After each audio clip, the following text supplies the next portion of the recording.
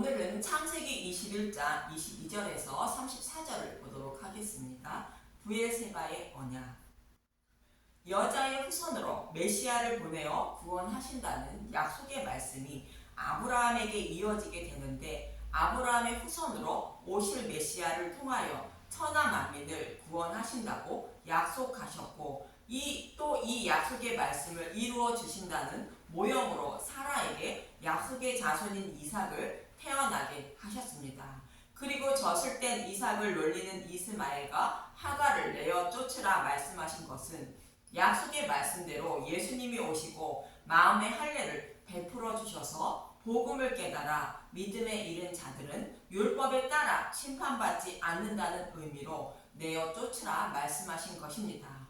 그리고 하나님을 이방신과 동일하게 여기고 있는 이방인들은 복음 시대에 어떻게 구원하실 것인지를 창세기 20장부터 나오는 아비멜렉의 모습을 통하여 말씀하고 있습니다. 이방인의 구원은 아브라함을 생각하사 소돔과 고모라의 심판에서 롯을 구하는 것처럼 아비멜렉도 아브라함을 생각하사 구원하신다는 의미로 창세기 20장 17절에서 18절에 이렇게 말씀하신 것입니다.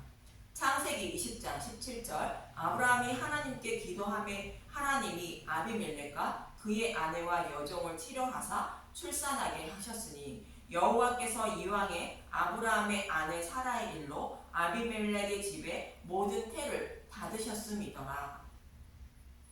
아비멜렉과 그의 아내와 여종을 치료하사 출산하게 하셨다는 것은 복음 시대 이전에는 이방인이 구원을 받지 못했지만 이후에는 이방인도 구원의 주심을 모형하는 것인데, 아브라함은 예수님의 모형으로 하나님을 알지 못하던 이방인도 예수님을 생각하사 구원해 주신다는 뜻입니다.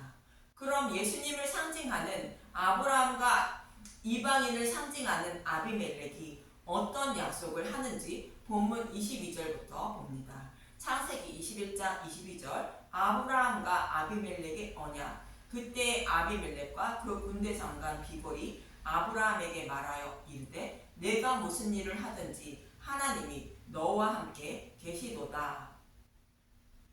여기서 그때는 약속의 말씀대로 사라가 이삭을 낳고 젖을 뗀 후에 큰 잔치를, 곧 복음의 잔치를 베풀어 주느를 말하는 것으로 십자가에서 복음을 밝히 드러낸 복음 시대를 말합니다. 그런데 아비멜렉은 아브라함이 무슨 일을 하든지 하나님이 너와 함께 계신다고 말합니다.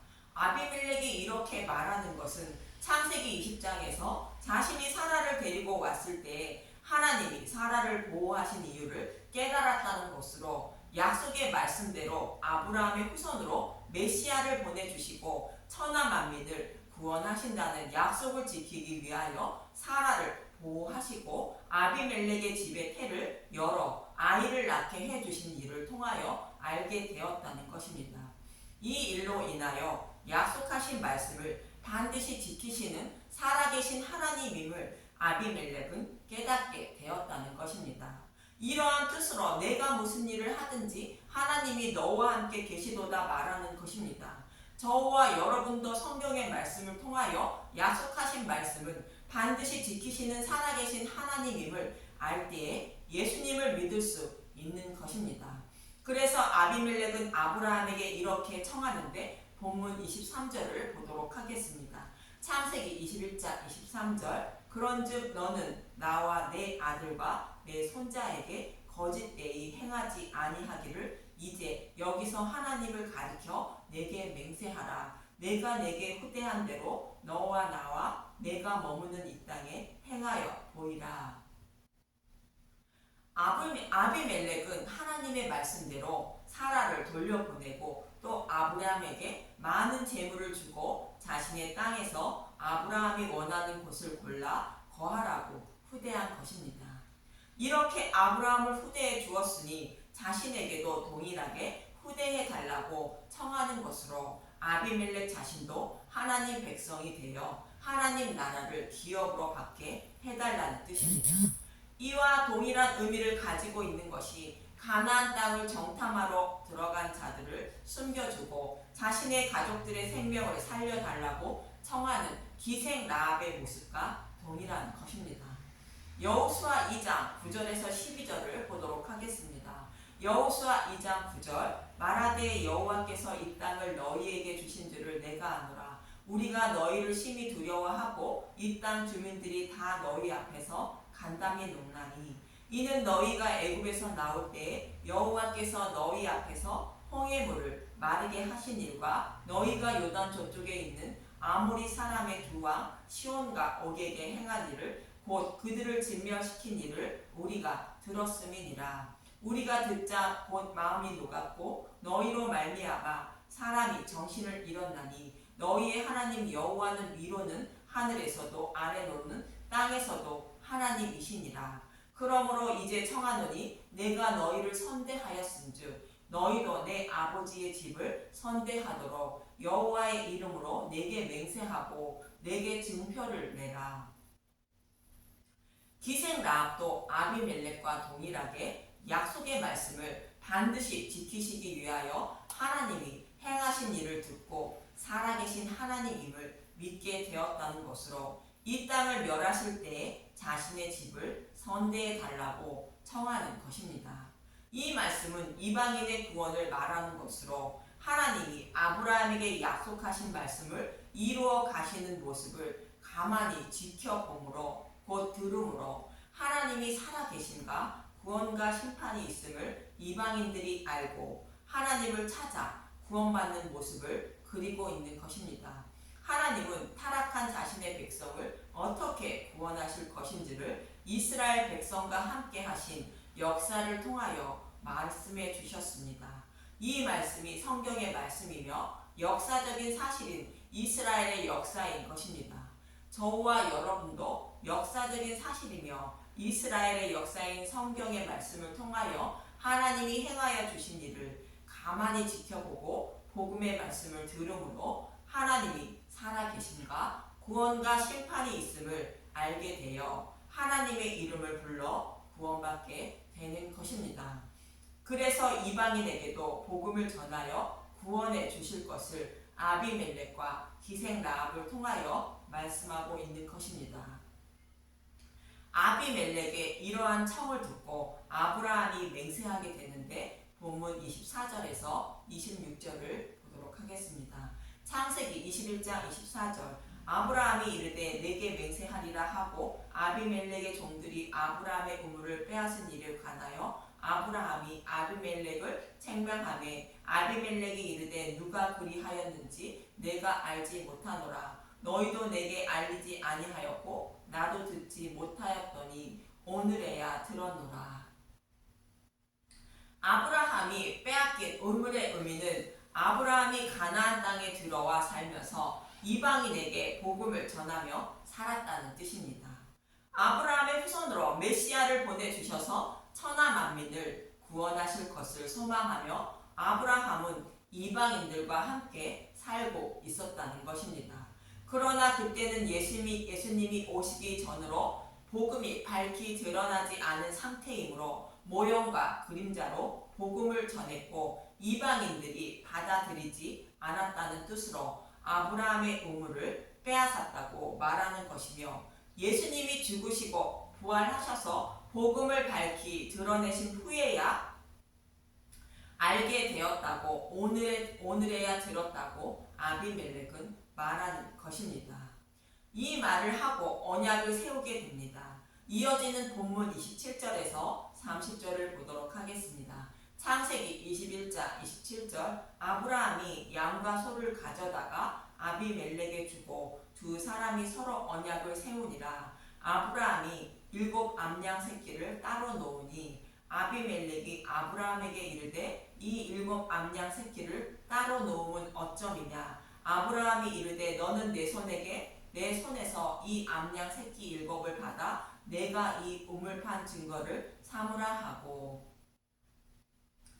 아브라함이 주는 7 암양 새끼의 7은 하나님의 수로 하나님이 맹세로 보증하신 것을 말하는 것으로 암양 새끼는 생육하고 번성하기 위한 양들로 암양 새끼 7은 하나님이 맹세로 보증하신 복음으로 이방인을 생육하고 번성하여 천하 만민을 구원하실 것을 말합니다. 그래서 아브라함은 자신이 우물판 증거를 삼으라는 것으로 아브라함이 복음을 전하며 살아온 증거로 암양 새끼 7을 준다는 것으로 생육하고 번성하라는 뜻입니다. 아브라함 자신이 전한 복음으로 생육하고 번성하라는 뜻으로 이방인에게 복음으로 전하여 생육하고 번성하게 한다는 뜻입니다. 이 말씀은 사라가 곧 교회가 곧 여자가 낳은 이삭이 곧 메시아가 곧 예수님이 율법 속에 감추어진 복음을 밝히 드러내시고 땅끝까지 복음을 전하여 천하 만민을 구원하실 것을 말하는 것입니다. 그래서 예수님이 죽으시고 부활하신 후에 성령이 임하고 복음을 깨달은 제자들이 이방인에게 먼저 복음을 전하는 것입니다.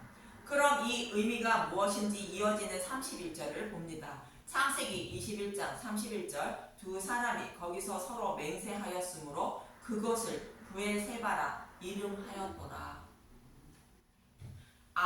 아브라함과 아비멜렉이 맹세하여 언약을 세운 곳의 이름을 부엘세바라 했다는데 먼저 부엘의 의미를 알기 위하여 지난 시간에 말씀드린 민수기 21장 16절만 보도록 하겠습니다. 민수기 21장 16절 거기서 부엘에 이르니 부엘은 여호와께서 모세에게 명령하시기를 백성을 모으라 내가 그들에게 물을 주리라 하시던 우물이라. 부엘은 여호와께서 영원히 목마르지 않는 생명수인 복음의 말씀을 주신다고 백성들을 모으라 말씀하신 우물이라는 뜻입니다. 이 말씀은 장차 여자의 후손으로 메시아가 오셔서 율법을 복음으로 바꾸어 주실 것을 모형한 말씀인 것입니다. 그리고 세바란 단어는 7이라는 뜻에서 파생된 맹세라는 뜻이며 맹세는 세바라는 히브리어로 거룩한, 완전한 수 7, 완전하다, 7번 말하다, 서약하다, 맹세하다의 뜻이 있습니다. 그래서 세바는 하나님의 이름을 걸고 맹세로 보증했다는 의미이며 부엘은 영원히 목마르지 않는 생명수인 복음의 말씀을 주신다는 뜻이므로 부엘세바는 아브라함에게 약속하신 말씀대로 아브라함의 후손으로 메시아를 보내주시고 십자가를 통하여 율법 속에 감추어진 복음을 밝히 드러내어 천하 만민을 구원하실 것을 하나님의 이름을 걸고 맹세로 보증한 것을 말합니다.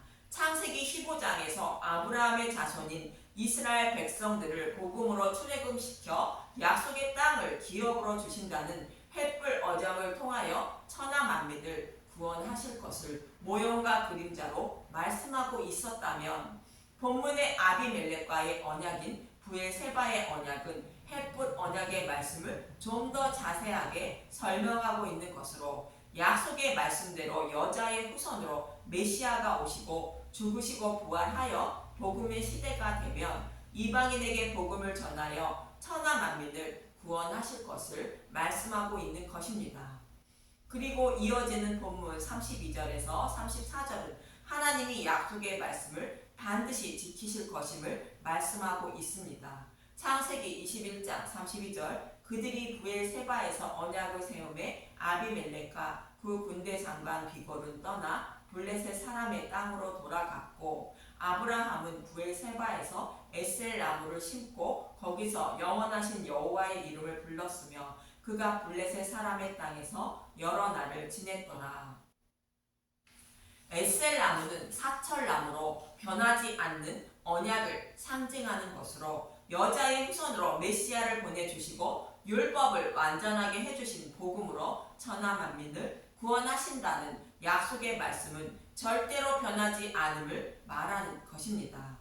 이 말씀을 히브리서 6장 16절에서 18절은 이렇게 말합니다. 히브리서 6장 16절 사람들은 자기보다 더 큰 자를 가리켜 맹세하나니 맹세는 그들이 다투는 모든 일에 최후 합정이니라. 하나님은 약속을 기업으로 받은 자들에게 그 뜻이 변하지 아니함을 충분히 나타내시려고 그 일을 맹세로 보증하셨나니 이는 하나님이 거짓말을 하실 수 없는 이 두 가지 변하지 못할 사실로 말미암아 앞에 있는 소망을 얻으려고 피난처를 찾은 우리에게 큰 안위를 받게 하려 하심이라.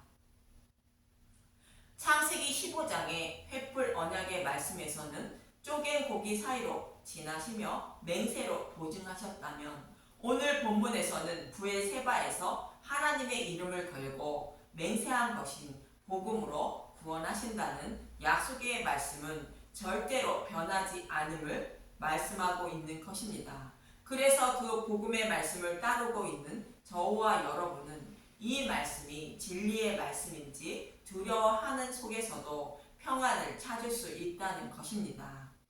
이처럼 저와 여러분은 하나님의 목숨과 이름을 걸고 맹세로 보증하신 복음의 말씀만 먹고 마셔야 하는 것입니다.